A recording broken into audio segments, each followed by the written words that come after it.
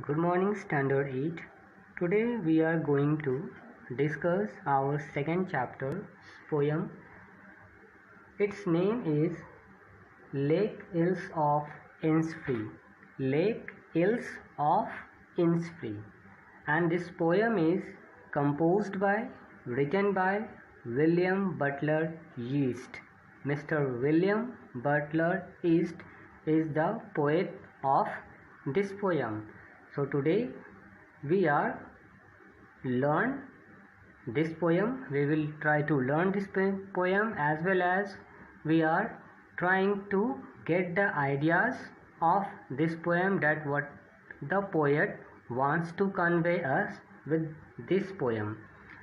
So students, आज हम लोग अपने इंग्लिश बुक की सेकेंड चैप्टर पढ़ेंगे जिसका नाम है lake ills of Innisfree.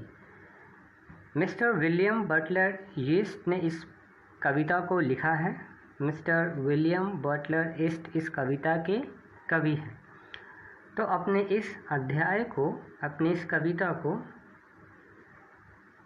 Start करने से पहले हम लोग पोएट के बारे में कुछ जानेंगे। विलियम बटलर यीस्ट का जन्म 1865 में हुआ था और ही वॉज डाइड इन 1939 और उनकी मृत्यु हो गई थी 1939 ईस्वी को। He was a well known Irish poet and ड्रामिस्ट। वो एक बहुत ही जाने माने इरिश पोएट थे। इरिश वैसे लोगों को कहते हैं स्टूडेंट्स जो आयरलैंड के निवासी होते हैं। The citizens of Ireland is known as Irish people, right? Got it?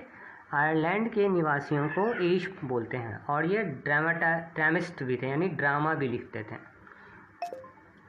He was deeply devoted to the cause of Irish independence. Ireland की स्वतंत्रता के लिए ये बहुत ही ज़्यादा समर्पित थे। And played a major role in reviving the general public interest in Ireland's cultural heritage और आयरलैंड के साहित्यिक धरोहर के लिए लोगों में उत्साह जगाने का इन्होंने बहुत अहम कार्य किया था। आयरलैंड का जो कल्चर हेरिटेज था, साहित्यिक धरोहर था, उन धरोहर के प्रति लोगों में ये बहुत ही ज़्यादा इंटरेस्ट, रुचि पैदा किए थे। कौन? William Butler yeast. ठीक है। He also worked for the establishment of the national theatre of Ireland. इन्होंने नेशनल थिएटर ऑफ आयरलैंड की स्थापना में भी अपना योगदान दिया था। Yeast was awarded the Nobel Prize in Literature in 1923। वर्ष 1923 में यीस्ट को, यानी विलियम बटलर यीस्ट को अपने साहित्य के लिए नोबेल प्राइज से भी नवाजा गया था। Making him the first person of independent Ireland to be honoured with the prize. और इस कारण वो स्वतंत्र आयरलैंड के पहले व्यक्ति बने जिन्हें इस प्राइज से, इस अवार्ड से नवाजा गया। Some of his major works are the winding stair and the resurrections. इनके कुछ प्रमुख जो रचनाएं थीं, उन रचनाओं में द वाइंडिंग स्टेयर को और द रिसक्रेंस को। द रिसक्रेंस का मतलब होता है स्टूडेंट्स पुनर्जीवन। ठीक है, जो हम लोग दोबारा जन्म लेते हैं ना, तो वो था। रिसरेक्शन का मतलब पुनर्जीवन होता है। तो आई होप आप लोगों को पोएट के बारे में समझ में आ गया होगा। ठीक है, अब हम लोग पोएट को कैसे समझेंगे, अब हम लोग पोएम को कैसे समझेंगे। पोएम को मैं पूरा पढ़ूंगा, उसके बाद आप लोगों को पोएम पैरा बाय पैरा बताऊंगा। ठीक है, आप लोग ध्यान से सुनेंगे। I will arise and go now and go to Innisfree, and a small cabin built there of clay and wattles made. 9 bean rows will I have there, a hive for the honey bee, and live alone in the beloved glade। ठीक है, ये पहला para था। दूसरा para पढ़ता हूँ।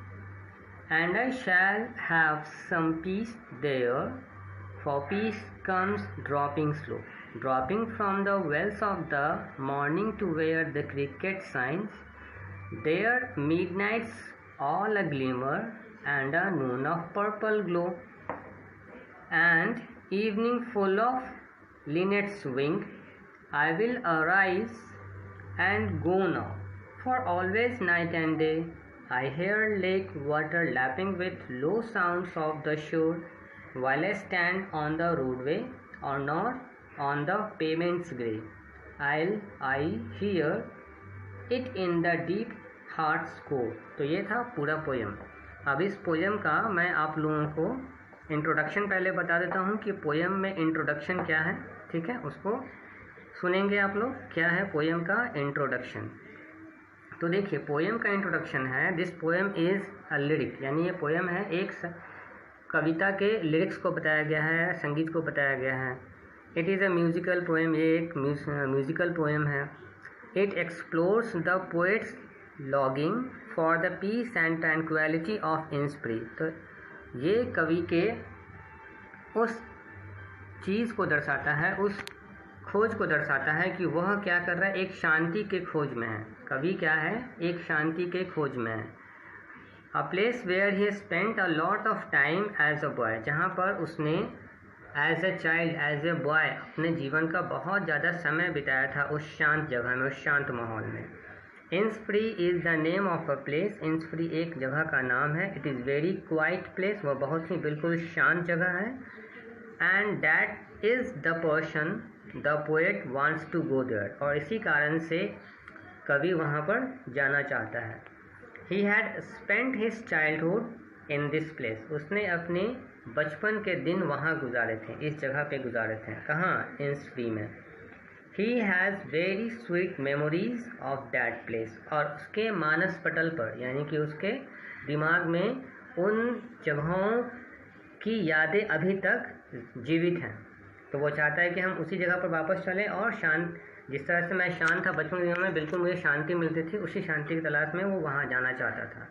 That is why he wanted to go back to the lake island of Innisfree, इसलिए वो दोबारा से उस शांति की तलाश में वहाँ जाना चाहता था, इंस्प्री के लेक में आइलैंड में। अब देखिए यहाँ पे क्या, यहाँ पे आई लिखा हुआ है। जैसे पहला लाइन आपको मिलेगा आई विल अराइज, तो आई रेफर क्या करता है? I here refers to the poet William ईस्ट। आई यहाँ पर विलियम ईस्ट को रेफर करता है। He says that he wants to go to Innisfree, वह कहते हैं कि वो कहाँ जाना चाहते हैं? इंस्प्री जाना चाहते हैं। Over there he will build a small room for himself with clay and small sticks which are used to make the walls और the fences of the cabin. और वो कहते हैं कि जब मैं वहाँ चला जाऊँगा तो वहाँ जाने के बाद मैं अपने लिए एक छोटी सी कुटिया बनाऊँगा, घास खर पतवार की छोटी सी कुटिया बनाऊँगा, और उसके कैबिन्स, जो उसके फेंस जो होते हैं, वो अपने कैबिन्स के आगे फेंस भी लगाऊँगा। फेंस मतलब बाड़ जो होता है, ठीक है। As he will need some food to eat also, क्योंकि वो वहाँ पर रहेंगे, कभी वहाँ पर रहेगा तो उसे खाने के लिए कुछ तो चाहिए ना। So he will grow 9 rows of beans near his room, इसलिए कवि क्या करेगा कि अपने कमरे के नज़दीक, अपनी छोटी सी कुटिया के नज़दीक 9 बीज के दाने को वो ज़मीन में रोप देगा। Also he will get the honey from the honey bee hive, और पास के पेड़ में हनी बी के हाइव से उसे हनी भी मिलेगी। ही says that the open space where he built his room will be full of buzzing sound of bees, कहता है कि जहाँ पर, कवि कहता है कि जहाँ पर वो अपना घर बनाएगा उस जगह पर मधुमक्खियों के भनभनाने की आवाज़ आएगी। There he will live all alone, जहाँ वह बिल्कुल अकेला रहेगा, केवल वह रहेगा और उसके साथ साथ वो मक्खियाँ रहेंगी। In peace and tranquility, यानी कि शांति और सौहार्द में। ठीक है, ये था पहला पैरा का आपका मतलब। आई होप आपको अच्छे समझ में आया होगा। अब हम जाते हैं दूसरे पैरा में। देखिए इसमें लिखा हुआ है, in this stanza the poet says that when in Innisfree he will feel peacefully. जब वो इंस फ्री में चला जाएगा तो उसे शांति महसूस होगी। And he says that the feeling of peace is felt slowly and gradually. कहता है कि धीरे धीरे उसके शांति का एहसास बढ़ता ही चला जाएगा। He describes how he would feel peaceful. वह यह बताने की चेष्टा करता है कि उसे कितनी ज़्यादा शांति की अनुभूति हो रही है।